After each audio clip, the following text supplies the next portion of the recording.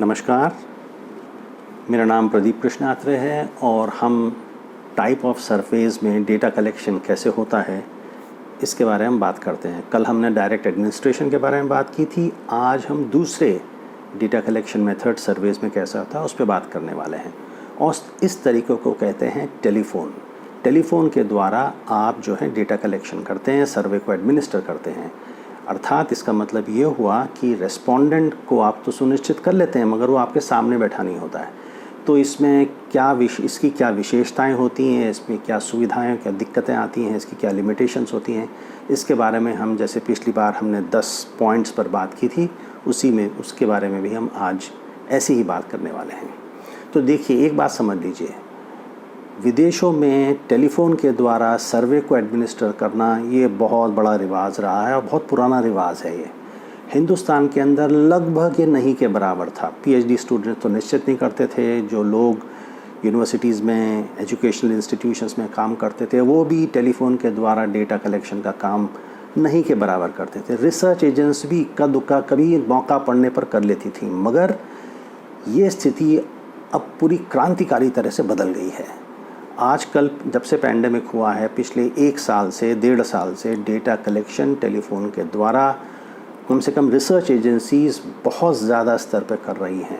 बड़ी बड़ी, चाहे वो WHO हो, चाहे यूनिसेफ हो, या किसी भी बड़ी रिसर्च एजेंसी हो, चाहे IMRB हो या कोई भी और रिसर्च एजेंसीज़ हों, ये सब डेटा कलेक्शन जो हैं अब ज़्यादातर जो है ना वो टेलीफ़ोन के द्वारा कर रही है, क्योंकि इससे आपको पेंडेमिक या कोविड-19 से बचने की संभावना बहुत ज़्यादा है।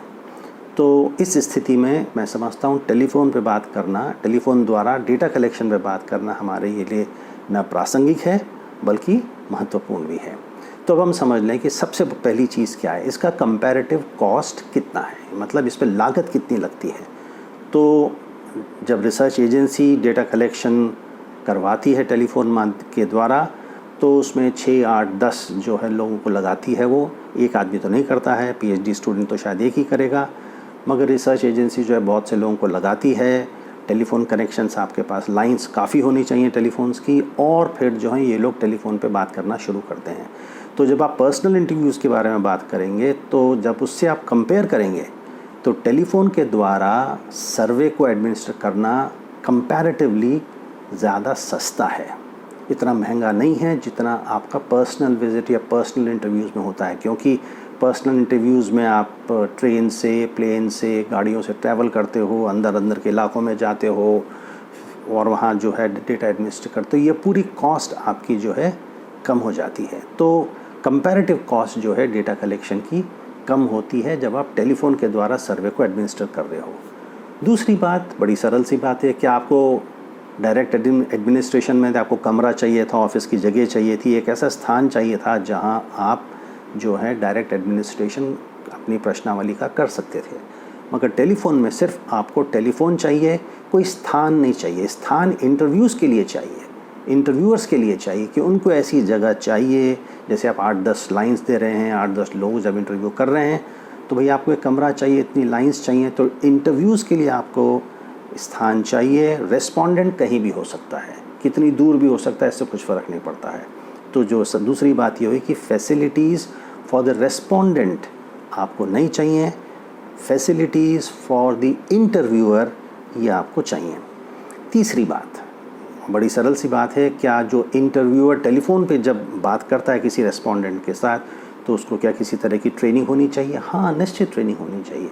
भाई, जब आप आमने सामने बैठे होते हैं तो आप रेस्पोंडेंट के सामने आप बैठे हो, प्रश्नावली दे, तो वो देख रहा है कि आपके हाव भाव क्या है, आप किस तरह के व्यक्ति हैं, आप देखने में ठीक ठाक हैं या नहीं हैं, आपका रंग, हाव भाव कैसा है, सब वो नोट करता है।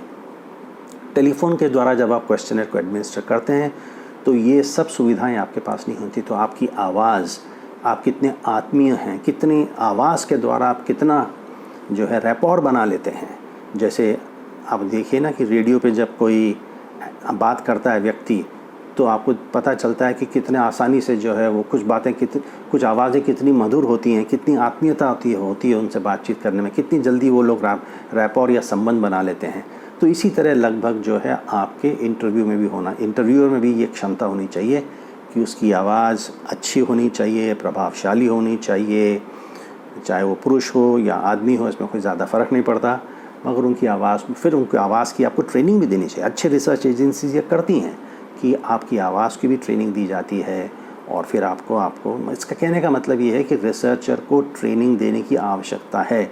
और जब स्किप क्वेश्चन आते हैं, मतलब अगर आप स्किप क्वेश्चन कि एक सवाल पूछा आपने, अगर उसका नो जवाब है तो फिर अगला सवाल जो हो येस पे निर्धारित था मगर रेस्पोंडेंट ने नो बोला है, तो अगले सवाल को छोड़ के फिर दूसरे सवाल या तीसरे सवाल पे जाना बहुत ज़रूरी हो जाता है।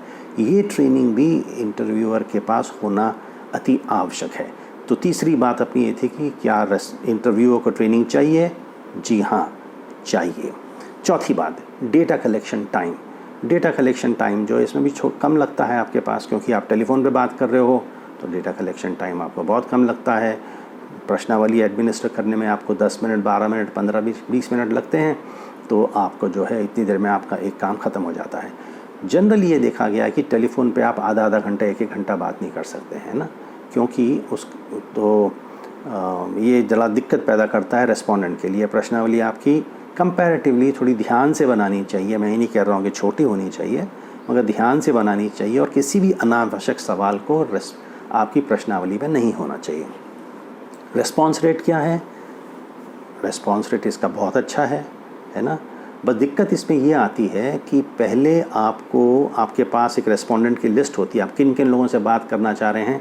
जब आपके पास इंटरव्यूअर्स आते हैं रिसर्च एजेंसी में, तो उनको आप एक लिस्ट पकड़ा देते हो कि आज आपको 10, 15, 20 लोगों से बात करनी है, सबके नाम दिए जाते हैं, तो एक दिन पहले अपॉइंटमेंट लेना। जनरली बात ऐसी होती है कि एक आध दिन पहले आप रेस्पोंडेंट से बात करते हैं, उससे अपॉइंटमेंट ले लेते हैं और कहते हैं कि कल मैं आपसे बात कर सकता हूँ या परसों आपसे बात कर सकता हूँ। वो आपको एक टाइम देता है, एक समय देता है, एक दिन देता है, उसी समय आप जो है उस व्यक्ति को फ़ोन करते हैं।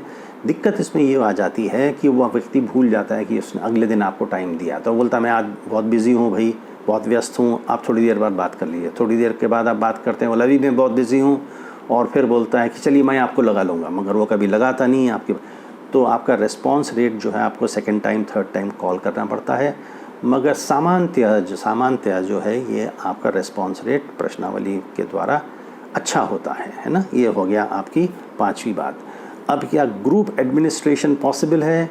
जैसे अपन ने डायरेक्ट एडमिनिस्ट्रेशन में बात की थी कि ग्रुप एडमिनिस्ट्रेशन, एक विद्यार्थियों को, रेस्पोंडेंट्स को एक कमरे में ले आओ, 20-30 लोगों को बैठा दो और उनसे बात कर लो।